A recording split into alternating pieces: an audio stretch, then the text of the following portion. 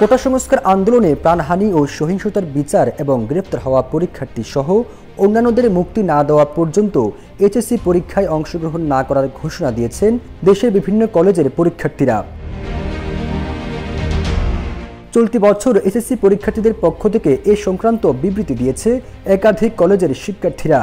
এর মধ্যে রয়েছে Dhaka college, Notre Dame college, Viqarunnisa school and college, Begum Badrunnesa সরকারি মহিলা college, Dhaka city college, Dhaka residential model college, BAF Shaheen college, Rajuk Uttara model college, Shamsul Haque Khan school and college, Tamirul Millat Kamil মাদ্রাসা, Donia college, Feni সরকারি কলেজ, চট্টগ্রামের CMP school and college, Sylhet বিজ্ঞান ও প্রযুক্তি কলেজ, ঢাকার নৌবাহিনী কলেজ, দারুন নাজাত সিদ্দিকিয়া কামিল মাদ্রাসা এবং বগুড়া জেলার সকল কলেজ।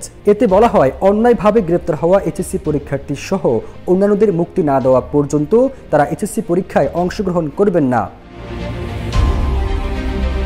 এসব বিবৃতিগুলো শিক্ষার্থীরা নিজের ফেসবুক টাইমলাইন, বিভিন্ন গ্রুপ এবং পেজে শেয়ার করেন। এ বিষয়ে নটরডেম কলেজের এক শিক্ষার্থী গণমাধ্যমকে বলেন, আমাদের কলেজের প্রতিটি গ্রুপের ক্যাপ্টেন এবং শিক্ষার্থীদের সম্মিলিত সিদ্ধান্তে আমরা পরীক্ষা বয়কট করেছি। একই ধরনের কথা বলেন ঢাকা কলেজ, সিটি কলেজের একাধিক শিক্ষার্থীরা।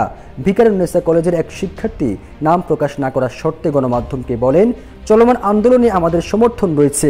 এভাবে আমাদের শিক্ষার্থী বন্ধুদের কারাগারে রেখেই আমরা পরীক্ষায় অংশ নিতে পারি না।